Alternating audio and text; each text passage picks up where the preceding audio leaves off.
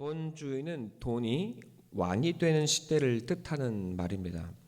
사람은 도구가 되고 돈이 왕이요 전부인 세상입니다. 자본주의를 살아가는 우리는 돈 때문에 울고 웃습니다. 돈이 있으면 성공한 인생이고 돈이 없으면 실패한 인생처럼 느껴집니다.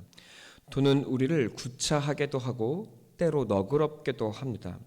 곳간에 인신난다는 말이 맞긴 맞습니다.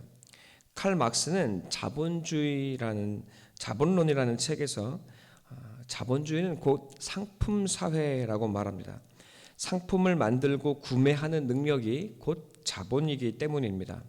돈이 있어야 무언가를 만들 수 있고 또 팔 수 있습니다. 또 그리고 살 수 있습니다. 상품을 팔아야 이익을 남기고 또 다른 구매력을 얻을 수 있습니다. 그러니 자본주의 사회에서는 광고가 중요합니다. 이 땅의 광고는 우리의 욕망을 부추깁니다. 상품을 구입하는 고객은 이 시대의 귀족이 될 수 있습니다. 돈과 상품, 이 두 가지는 결국 사람으로부터 나온 것입니다. 그러나 어느새 사람은 밀려나고 돈과 상품이 사람보다 더 위에 선 시대를 우리는 만들어 버렸습니다. 돈과 상품, 곧 명품이 곧 사람의 가치가 된 시대, 이 서글픈 시대를 우리가 살아가고 있습니다. 사람이 돈을 욕망하는 것은 돈이 생긴 이래로 역사 이래 끊임없이 이어져 온 것이지만 오늘 자본주의는 우리를 옥죄는 가장 무서운 올무가 되어 버렸습니다. 돈이 전부가 되어서 이제 사람됨의 가치는 저 멀리 사라져 버리고 말았습니다. 돈에 죽고 돈에 사는 시대, 그리고 돈을 가지고 있어야 사람 취급을 받는 세상을 우리가 만들고 또 살고 있습니다. 그렇기에 이 땅의 신앙인들은 어떤 신앙을 가지고 있던 이 땅의 모든 사람들은 돈의 압제에 살아가며 대부분 부자가 되게 해달라고 기도하고 있습니다. 자본주의 성도들, 이 땅의 교회들, 그리고 신앙인도 마찬가지입니다. 이왕이면 좀 더 잘 살게 해달라는 것이 뭐가 나쁜 일이겠습니까? 하나님께서 조금 더 잘 살게 해주신다면 하나님을 조금 더 잘 섬길 수 있지 않겠습니까? 이런 당위가 그리고 이런 진심 어린 마음이 우리의 기도를 당당하게 합니다. 우리나라가 발전하고 경제적으로 부유해지면서 신앙인들도 함께 부유해졌습니다. 많은 이들이 좋은 신앙을 가지고 좋은 삶과 부를 축적할 수 있었습니다. 이들의 모습은 신앙의 척도가 되었습니다. 그리고 기독교 성공 신화가 되었습니다. 더욱 많은 사람들이 교회로 몰려들었습니다. 고향을 떠나 도시로 이주한 이들에게 교회는 마음의 고향이기도 했습니다. 열심히 살고 돈을 모으고 또 함께 모여 자신들의 교제의 터전인 교회를 일구고 함께 키웠습니다. 높게 솟은 교회와 아름다운 성전은 사람들의 마음과 또 성공 신화를 자극하기에 충분했습니다. 마음의 위로도 얻고 그리고 하늘의 축복도 받을 수 있는 곳이 되었습니다. 부자가 되는 것은 이 시대 모든 신앙인들의 꿈이고 또 오늘도 그렇습니다. 교회를 다니며 부자나 성공을 이룬 사람들은 하늘의 증거가 되었고 또 축복의 존재가 되었습니다. 하나님이 살아계시고 돌보시는 역사의 증거가 되었습니다. 주 안에 사랑하는 성도 여러분, 우리도 이런 삶을 살아왔고 또 살아가고 있습니다. 하나님께 돈을 구하고 있지 않습니까? 자본주의 시대를 살아가려니 우리는 하나님께 돈을 구할 수밖에 없습니다. 내심 우리는 일용할 양식을 구하는 것이 지치고 구차해서 때로는 부자가 되게 해달라고 기도하고 있습니다. 여러분, 저도 큰 교회의 목사가 되고 싶은 마음이 있습니다. 돈 걱정 없이 살아보고 싶고 여러분, 조직을 갖추는 곳에서 주님을 위해 또 성도를 위한 많은 일들을 해보고 싶습니다. 그러자니 돈이 필요하고 또 큰 건물도 필요하고 갖추어야 할 것이 참 많습니다. 그렇게 멋들어지고 또 신명나게 목회를 할 수 있다면 얼마나 좋을까요? 여러분, 사람 마음이란 게 다 거기서 거깁니다. 저의 마음도 그런데 여러분, 이 땅을 살아가는 성도의 이 삶의 현실을 몸으로 맞대어 살아가는 성도의 현실은 또 얼마나 아프고 힘들고 또 돈이 필요하겠습니까? 우리의 기도와 간구가 돈이요 부자일 때, 부자라면 여러분, 부자는 교회에서 얼마나 큰 존경과 높임을 받겠습니까? 모든 기도의 제목이 바로 자신처럼 부자가 되는 것이라면 부자는 얼마나 교회에서 의기양양하고 또 당당하게 고개를 높이 들 수 있지 않겠습니까? 돈의 액수는 둘째치고 부자는 이미 자신의 모습에 만족스러울 것입니다. 내가 헌금을 낼 때 사람들은 선망의 눈으로 바라볼 것이요, 내가 낸 헌금을 계수하는 이들은 놀라게 될 것입니다. 목사도 부자를, 그리고 부자인 나를 함부로 대할 수 없을 겁니다. 부자라서 인정받을 것이고 또 사람들에게 존경도 받을 수 있을 겁니다. 부자는 적은 돈을 내고 자기를 고양시키고 있습니다. 그렇게 할 수 있습니다. 물론 사람들은 그가 낸 작은 돈에 깜짝 놀라겠죠. 헌금을 하는 자신의 모습에 부자는 이미 마음의 보상을 받은 것입니다. 그는 이제 하나님께로부터 받을 수 있는 것이 없습니다. 사람들이 구하는 것을 이미 그는 얻었기 때문입니다. 헌금으로 이미 자기를 고양시키고 자기의 마음의 보상을 이미 부자는 받고 있기 때문입니다. 오늘 성경에 나와 있는 부자도 마찬가지입니다. 부자는 자기가 낸 작은 것을 하나님께 드렸습니다. 그러나 그 작은 것이 사람들을 놀라게 했을 겁니다. 그리고 그 돈으로 그는 하나님께 헌금을 할 때 도리어 자기 자신이 높아지고 자기 자신이 고양되고 또 사람들의 선망의 눈을 즐기고 있습니다. 그의 마음은 이미 행복하고 이미 충만합니다. 그는 이 땅에서 받을 수 있는 모든 것을 다 받은 것입니다. 오늘 우리 주님은 과부를 보여주십니다. 과부는 남편이 없습니다. 사회 활동을 할 수 없는 여인이 남편이 없으니 그 삶은 얼마나 궁핍했을까요? 물론 과부도 하나님께 늘 기도했을 겁니다. 하루를 살 돈을 달라고 기도했을 것이고 또 가난에 지쳐서 주님 나도 부자가 좀 되게 해달라고 기도했을지도 모릅니다. 하지만 하나님은 그런 기도 따위는 과부에게 들어주시지 않았습니다. 그는 가난한 과부이라고 성경은 이야기하고 있습니다. 그런데 놀랍게도 과부는 하나님께 감사할 거리가 있었던 것 같습니다. 도대체 과부가 하나님께 감사할 거리가 있을 수 있을까요? 도리어 하나님을 향해 원망할지 않았겠습니까? 남편을 일찍 데려가고 가난한에 겨운 과부의 삶을 살게 하신 하나님이 원망스럽지 않았을까요? 누구는 부자를 만들어주고는 나는 과부로 만들다니 억울하고 불공평하다고 여러분 하늘을 향해 삿대질해도 무방하지 않겠습니까? 그런데 신기한 일입니다.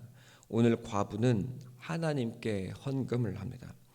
과부로 살아도 이제까지 살아오게 하신 하나님의 은혜를 아는 자가 되어 있습니다. 이 교회에서 누가 과부를 알아줄 수 있을까요? 누가 이곳에서 과부의 헌금에 관심을 가질까요? 교회에 과부의 헌금이 또 얼마나 영향을 줄 수 있겠습니까? 오늘 과부는 이 교회에 2렙돈을 헌금합니다. 렙돈의 가치는 2분의 1 고드란트이고 1 고드란트는 1데나리온의 16분의 1의 가치입니다. 여러분, 그러니까 2렙돈은 한 고드란트이고 곧 16분의 1 데나리온입니다. 쉽게 말하면 한 데나리온은 하루의 품삯이니 16분의 1 데나리온이 곧 2렙돈 것이고, 2렙돈은 16분의 1 데나리온이니 한 끼 밥값도 안 될 것 같습니다. 하루 품삯을 10만 원이라고 한다면 2렙돈은 6천 원이 되고, 하루 품삯을 16만 원이라고 해야 이 2렙돈은 만 원이 될 수 있습니다. 이 가난한 과부는 6천 원을 하나님께 올려드립니다. 누구에게 이 작은 돈을 헌금하는 것이 들킬까 두렵고 너무 적은 돈이어서 민망해하며 이 여인은 숨어서 6천 원을 하나님께 드립니다. 그러나 그 자신에게는 하나님의 은혜가 너무나 크고 감사해서 자신의 전부를 하나님께 올려드린 것입니다. 주님은 이 모습을 보셨습니다. 그리고 말씀하십니다. 이 적은 돈 6천 원, 그러나 이 돈은 이 과부에게 전 재산, 자신의 생활비 전부라는 것을 주님은 아시고 계십니다. 주님은 하나님이 누구의 돈을 받으시고 기뻐하시는지 아시고 말씀하십니다. 그리고 이 여인이 누구인지, 이 여인에게 이 돈이 어떤 의미가 있는지를 우리에게 보이십니다. 여러분, 하나님은, 그리고 우리 주님은 이 여인의 작은 6천 원을 받아주셨습니다. 아니, 6천 원이 아니라 이 여인을 받아주신 것입니다. 비록 이 땅에서는 부자가 되지 않았지만 하나님을 알고 그 은혜로 사는 여인이요, 하나님을 얻은 자가 되게 하신 것입니다. 하나님이 알아주시는 사람, 하나님이 받으시는 사람. 여러분, 하나님이 6천 원으로 하루하루를 살게 하시는 오직 하나님의 사람이 되어 있습니다. 인생의 고난 속에 하나님의 사랑과 은혜를 아는 자가 되었습니다. 그리고 그 사랑에 자신의 전부를 드릴 줄 아는 사람이 되어 있습니다. 주 안에 사랑하는 성도 여러분, 그러나 부자는 그렇지 않습니다. 부자는 자신의 극히 일부를 던지듯 냈습니다. 그리고 그 일부를 내놓고는 자신이 얻고자 하는 자아실현의 욕망을 성취합니다. 자기를 고양시켰고, 그리고 선망의 눈길을 즐깁니다. 높은 대우를 받고, 그리고 선망의 대상이 되었습니다.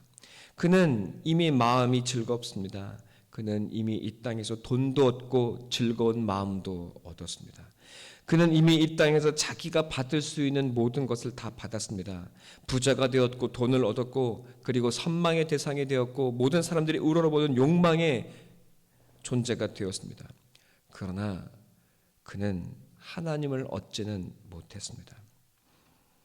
그는 하나님을 욕망하지 않습니다.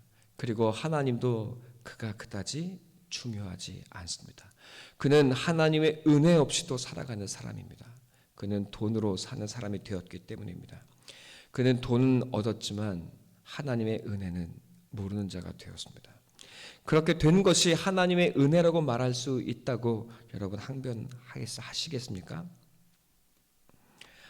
하나님의 은혜로 사는, 오늘을 하나님의 그 사랑과 하나님의 나를 받으셨다는 자신의 그 기쁨으로 자기의 전부를 드릴 수 있는 사람이 아니라면 여러분, 하나님 앞에 지극히 가난하고 낮은 자로 살아가고 있는 것입니다. 오늘 주님께서 우리에게 묻고 계십니다. 하나님 앞에 너는 누구로 서 있느냐? 여러분, 부자입니까? 아니면 가난한 과부입니까? 과부의 마음을 알게 해달라고 기도할 수 있을까요? 누가 이 땅에서 이런 기도를 할 수 있겠습니까? 누군들 가난을 구하며 이 가난한 여인의 삶을 살겠다고 기도할 수 있겠습니까? 여러분, 하지만 우리가 오늘 이 6천 원의 헌금을 드릴 수밖에 없는 이 가난한 과부의 마음을 이미 알고 있다면 이미 우리는 과부에 속한 것입니다. 그러나 과부의 눈물을 흘리며 과부의 이 적은 돈을 드리는 이 땅의 작은 성도들에게 하나님은 너는 내 것이라, 너는 이미 나를 얻었노라고 위로하고 계십니다. 이 마음을 알게 하신 것이 하늘의 축복이요 하나님을 얻은 것이라는 사실이 여러분 믿어지십니까?